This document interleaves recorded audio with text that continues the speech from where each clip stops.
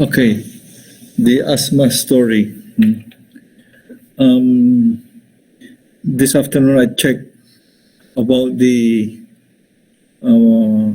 percentage of people born healthy.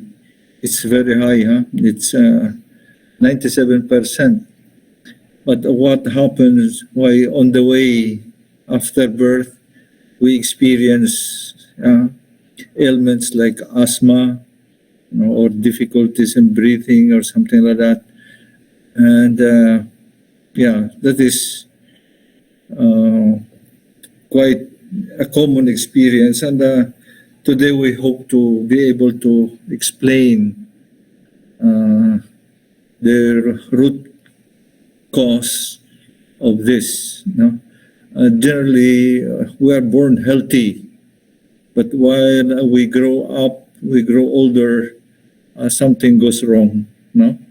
So what could go wrong? Maybe that's what we could see this afternoon. Okay. The brain is tasked to keep us alive. It's the computer in the, how do you call this, in the body that monitors everything happening, keeping track of everything from the food we eat to the functioning of the organs, the management of the body system is under the task of the brain to keep us alive. So the brain monitors the body system. All the parts of the body are connected to the brain through the nervous system. Nothing escapes the brain about what is this, about the monitoring and makes, so that makes decisions. Kulang ang S. Makes decisions on the well-being or ailments of the person. So from the brain through the spinal column, the nervous system, everything is monitored and managed by the brain. Okay. So this afternoon we'll look at one particular body system, the lungs, the breathing system. Okay. The brain looks after the lungs. Asthma is a brain decision to prolong life. We call it ailments, we call it sickness, but to the brain, many of the things we call sickness, they are not sickness. They are decisions of the brain to prolong life. That's even asthma, what's happening in the lungs, the constriction of the bronchioles and all that, are actually decision of the brain to keep us alive. How is that? Okay, so symptoms are messengers. These are the symptoms on asthma. Labored breathing, hard breathing, wheezing sound, okay, sleep problems, chest pains. They're all symptoms. But symptoms are messengers. They are not the sickness. They are messengers. They are telling us something is not going correctly on the system. And that is what we have to find out. Do not kill the symptoms. Many of our treatments are killing the symptoms, but do not address the root cause. So pabalik-balik tayo. So all of this list are, how do you call this? Messengers. They tell us something is not going right inside the lungs. But they are not the culprit. They are telling us of who is or where is the culprit. Okay. One interesting thing in asthma is the presence of histamine in the lungs, especially in the bronchioles. No? And why is there? According to Feridon, Dr. Feridon, the histamine triggers water rationing, no?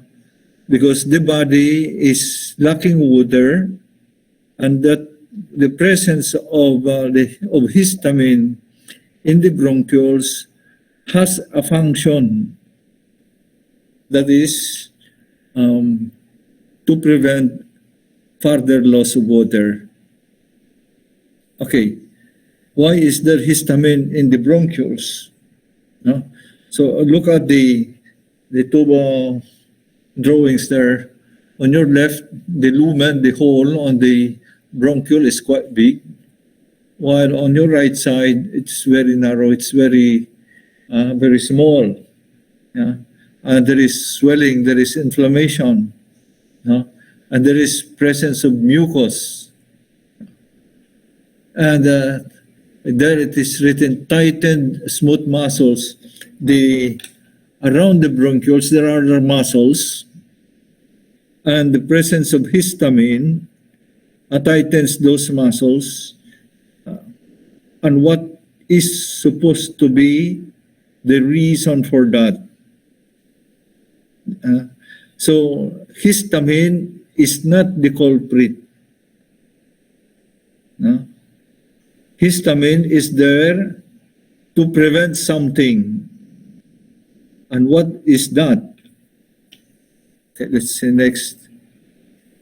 Okay. In cold weather, when you breathe or you speak, you get some water or the air that comes out from the nose or from the mouth. There is water coming out, and in cold weather, you can see that like smoke, no? There's steam or something, no? That's water coming out of the lungs. And in asthma, the presence of histamine in the bronchioles is exactly to prevent further loss of water.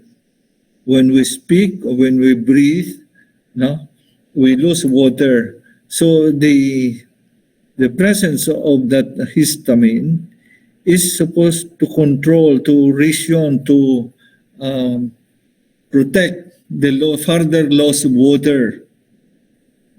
So that's the reason for the histamine in the bronchioles, in the lungs, not to lose more water through breathing, and so to restrict to, because the moment you get thoroughly dehydrated, we die, di ba?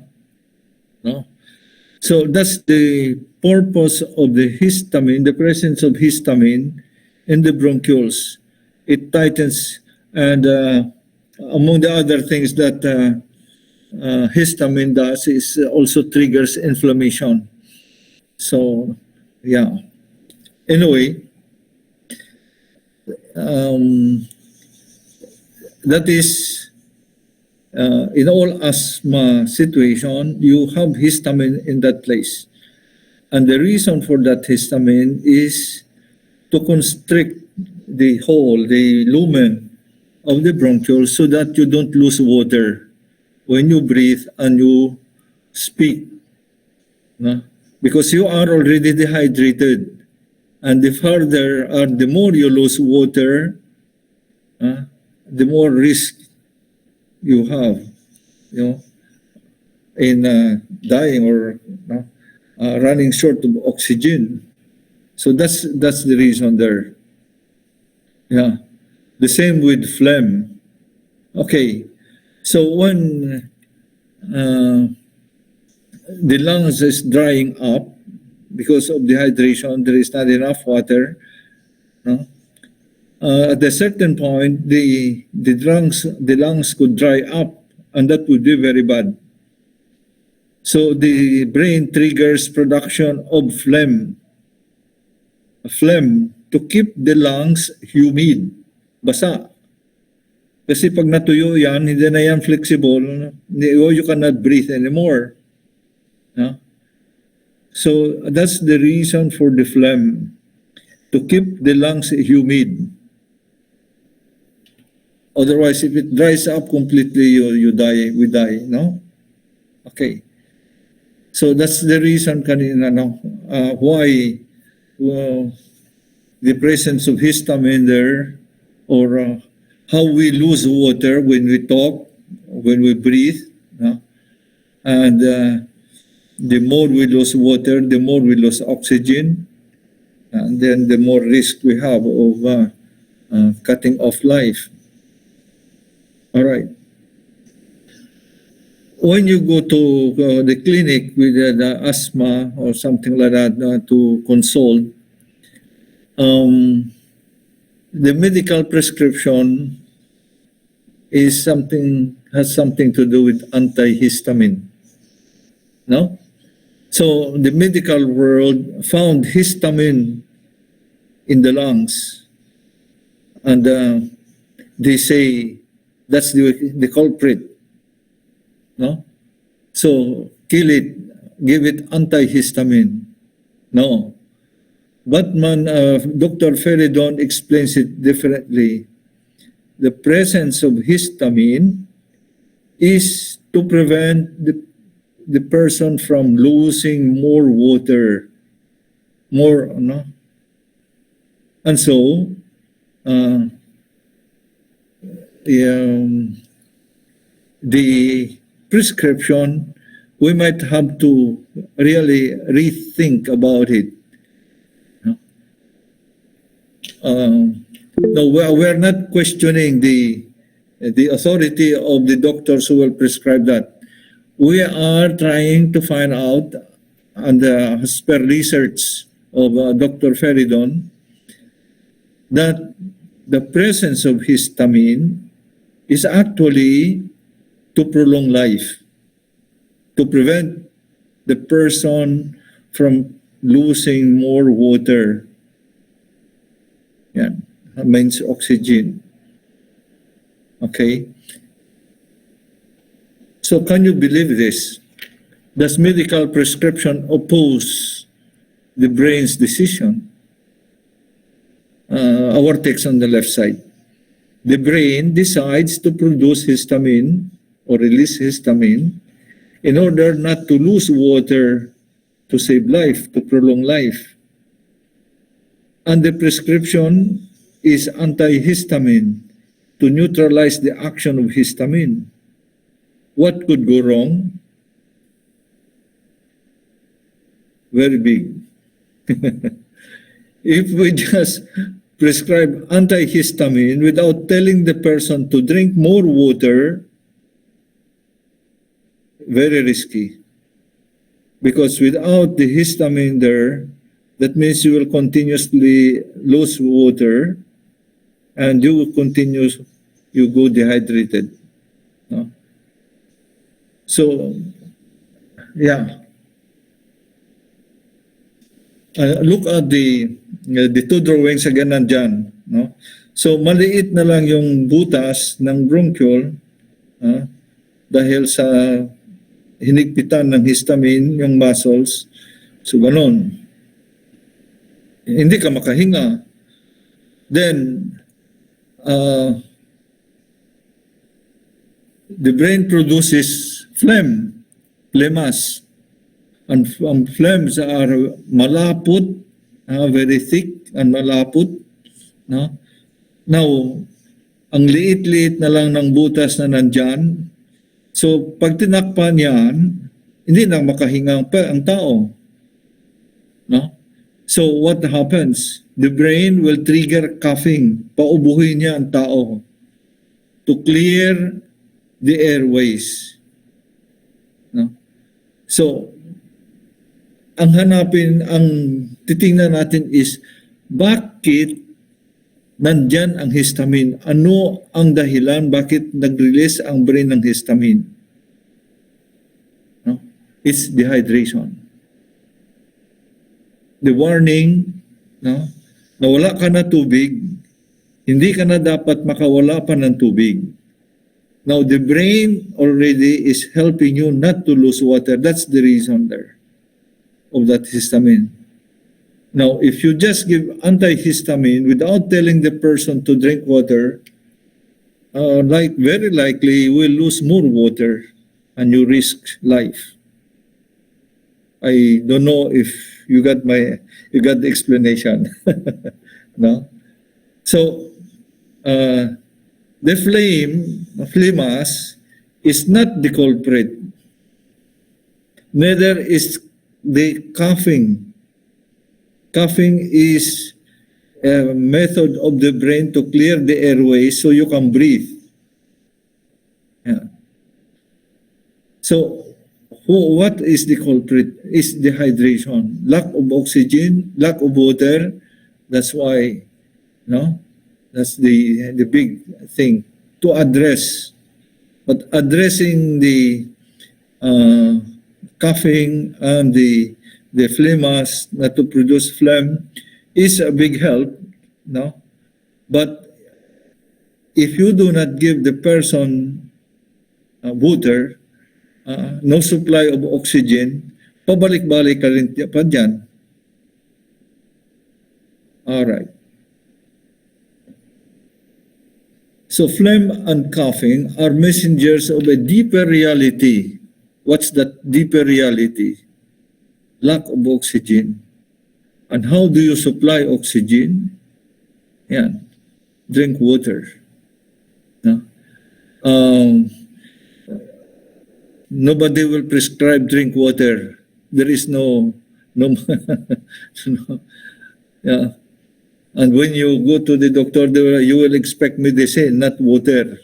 No? But medicine might address the thing, pero if you do not give the right thing, what the body needs, pabalik-balik ka doon sa prescription. So what is wrong with asthma is lack of oxygen in the lungs.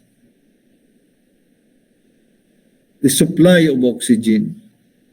That's why pinapanibulize kanila, no, to give immediate support ng oxygen. But they hardly will tell you drink water. Pero marami ng doktor nagsasabi drink water. But it's still a big, let's say, decision to make to drink water. All right. So, what makes it difficult to breathe? Yan, alveoli. Yan sa loob yan ng lungs. No?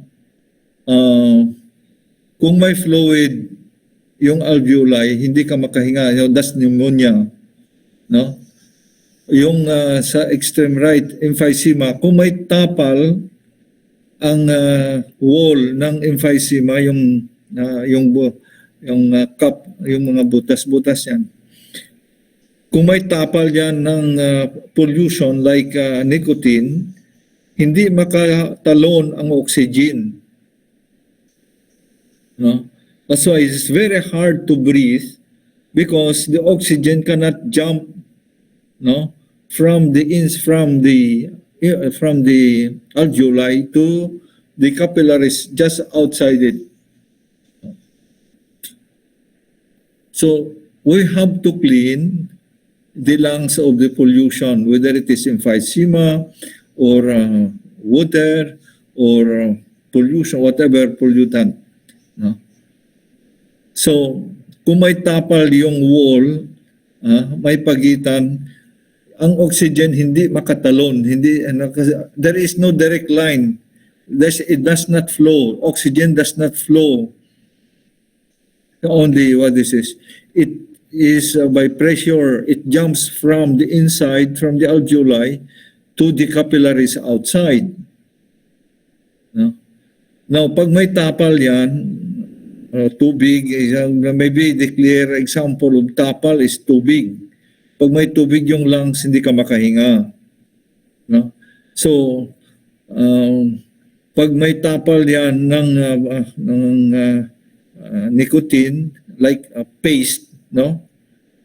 Talagang hindi makalusot, hindi makatalon yung oxygen. Kaya, very painful and talagang kulang ang oxygen, kaya talaga masakit. So, what to do? You have to clear the lungs. How? Okay. Once more here, no? Flame to keep the lungs humid. No? So the sticky flame blocks the airways and triggers coughing. No? So, yung ubo, hindi yan, is just a signal na something deeper, something bigger is going wrong. So, phlegm and coughing are messengers of dehydration or lack of oxygen. So, ano ang gawin? Ay, supply oxygen. That's why nebulizing, they get, at the same time also it clears the lungs. Okay. No. Sticky flame blocks the airways. I exaggerate. There are the two pictures there on your right side. No? So just imagine how difficult it is to breathe when you have only that small, and the lumen is very small. Pag tanakpan pa yan ng malapot na flemas, talaga hindi ka na makahinga. Kaya ubo ka ng ubo para linisin o may madaanan na hangin. Ayan.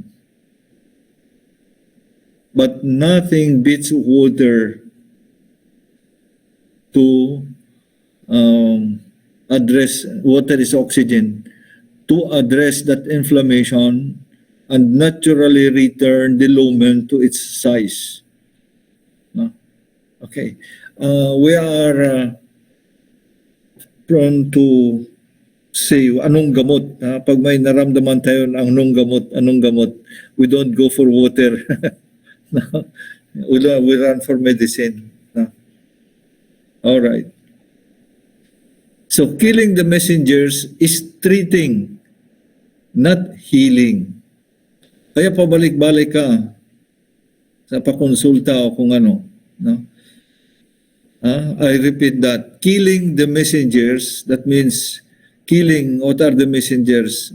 Flemas, an ubo. Yeah? Just killing them, treating them, you don't heal. What to do to heal? Water. Supply oxygen. And the easiest way to supply oxygen is water. And exactly that's what Dr. Feridon is putting out in these ailments that we have, no? That brings about pain. In fact, in one seminar here, I said that as soon as you feel some pain or the body is reporting some pain, run for water first, not for medicine. No? And in 2-3 days, usually it should subside. If it is prolonged, then you start to consult maybe a medical doctor. No? But that is what many times happen in our medical practice. We kill the messenger, we kill the symptoms, but we don't address the root cause. Ano ang pinanggalingan niyan? Ano ang dahilan ng karamdaman na yan? Yan. So you kill the messenger but you don't kill the enemy. Gagantihan ka ng enemy. Okay. One very popular thing to address asthma or difficulty of breathing is the nebulizer. In fact, afterwards I will still show how to use that nebulizer again, because even in this time of the pandemic of this, we have helped a lot of people by nebulizing, no matter how difficult it is, and to put that thing on the nose, you have to make the effort to leave it there and to inhale oxygen. Otherwise, you run out of oxygen, and that's the end. So nebulizing clears the alveoli. But I am going to put now the next 3 slides. They look the same, but the explanation will be a little different. So we are talking about the ability, the capability of the nebulizer to supply oxygen. And what you put inside is also very critical. And that's why in this webinar or this seminar, I am suggesting to use the essence, the enzyme, the essence, because it's alkaline. I will explain the reason of that. Okay. So while nebulizing, don't neglect to drink water. Kasi nebulizing alone may not be enough. You have to supply oxygen, water. So, hydrate to breathe. No substitute to water to supply oxygen. Okay. This picture, you have seen it already. Those who have been attending the webinar, you might remember that I used this picture, Yan, the same, ginamit ko pa yung lines there on the top. Essence or alkaline as a natural shield for RBC not to coagulate. The result of the COVID-19, the red blood cells coagulate. Now, if you supply lots of OH negative alkaline molecules inside the blood vessels, not only you are supplying oxygen, but that negative charge on OH negative, that negative sign up there above H, it's the electron, is the hunter of the acids. Okay, put there on the right side the gray color CV, coronavirus, or because as a doctor, a scientist had already published that coronavirus is positively charged. So talagang lalamunin siya ng negative charge. I-short circuit siya. And pipilitin yung molecule ng oxygen, itapat sa kanya. Yan. So that's in that seminar I was using this slide to explain the alkaline or essence as a shield to the incoming infections.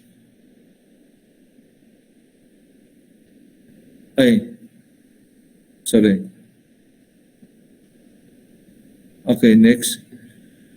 Nagbago lang yung line on the top. So, nebulizing alkaline is immediate defense and supply of oxygen because the molecule of alkaline is embedded oxygen.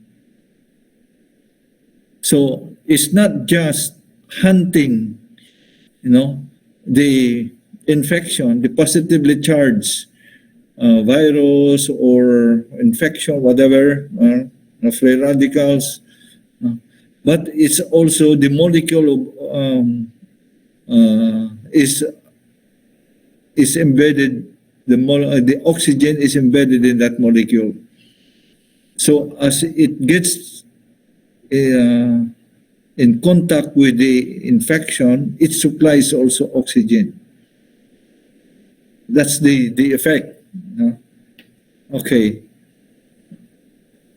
Then alkaline guarantees oxygen. Because oxygen is embedded, I said, in the molecule of alkaline, OH negative. So there is really a good reason for alkaline, or in our case, we are using essence, or the enzyme we used to call it. And it has shown us also in this past almost a year now that it is really helping. It is helping. Okay. So what is very important in that negative electrical charge, so that OH negative, it makes your red blood cells run separately. Okay? So when they run separately, each of that red blood cells have 4 molecules of oxygen. They are bringing apat na molecule ng oxygen ang dala niya, atom ng oxygen. So it's red blood cells like that. So when they run separately, you are assured of oxygen supply. But when they coagulate and they run sticking to each other, kakapusin ka ng hininga.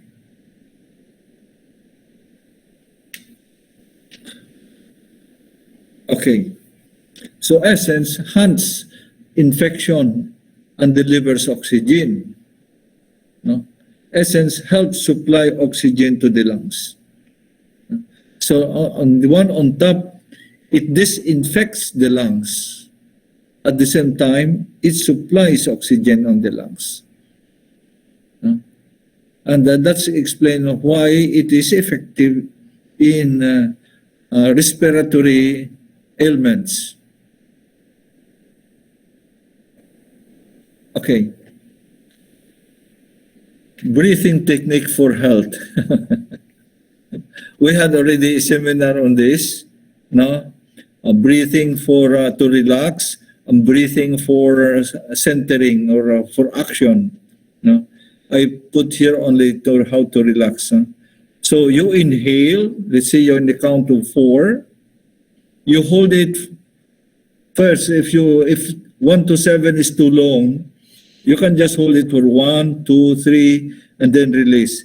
But unti-unti, pahabain mo yung holding up to about 7. And then breathe out and count 8 more, something like that. You know what is it doing? This kind of of cycle. Inhale, hold, release slowly. Your heart beats slower. It will calm down your heart. The rate per second of the pulse per second, it will slow down. So you can rest your heart, Hindi ka nahahapo. When we are afraid, when we are concerned, we breathe fast. but it does not help. You have to inhale oxygen, hold oxygen, and release the carbon dioxide slowly. And then again, inhale, hold oxygen, and release the carbon. So that is this is breathing to relax. Instead, breathing for centering is just a count of 4. Inhale, count of 4, hold, count of 4, and release, count of 4. No? That cycle for centering, for readying yourself for an action. But this one, the inhale, hold, and release slowly, it can help you also sleep very fast. No?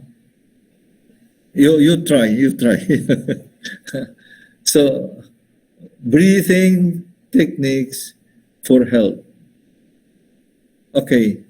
So the asthma story is how oxygen got lost and regained. That's the story.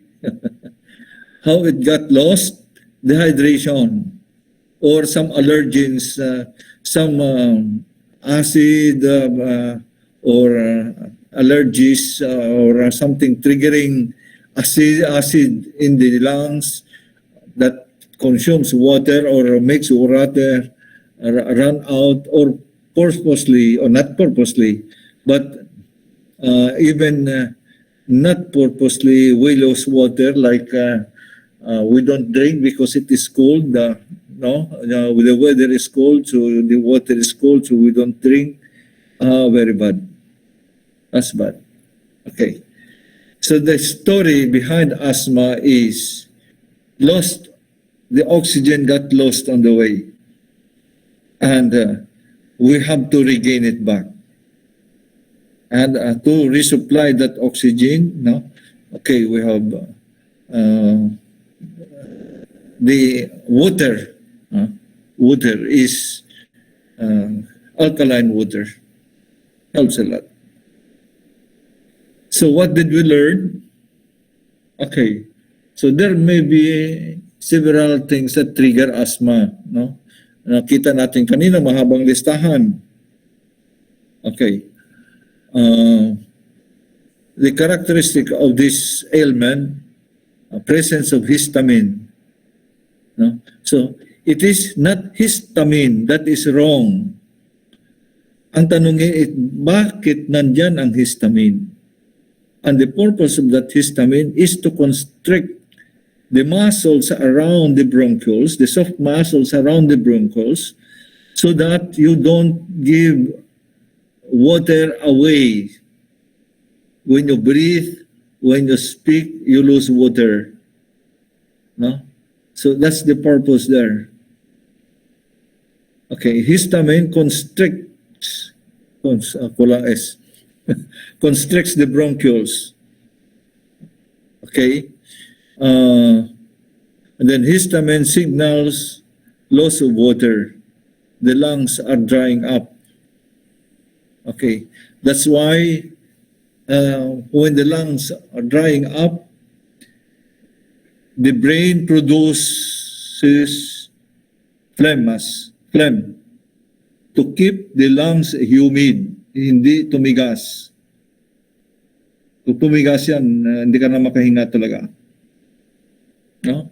So it means loss of oxygen, asthma, dehydration, or other factors depriving the lungs of oxygen. That's asthma. So ano man yung allergens na kinakain ng oxygen o nauubos ang oxygen sa katawan ng tao, yon ang i-address. Hindi yung ubo lang o kung ang phlemas. So, number one antidote is supply oxygen. All right. Yeah. Okay. I don't know if I will run this one. Baka wala ang sound ito muna. Sandali. Tingnan natin. Hello everyone. So on this video, May audio kayo? Wala? May sound po, Father. Okay.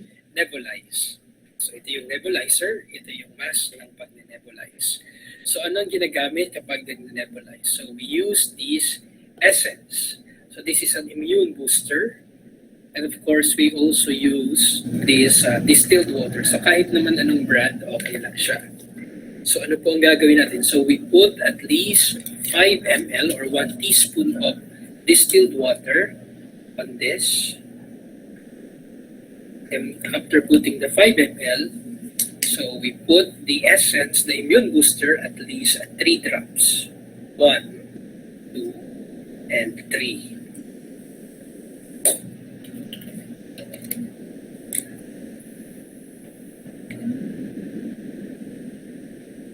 Then kapag nailak na yung mask natin, so we wear it, so isusuot natin, and then we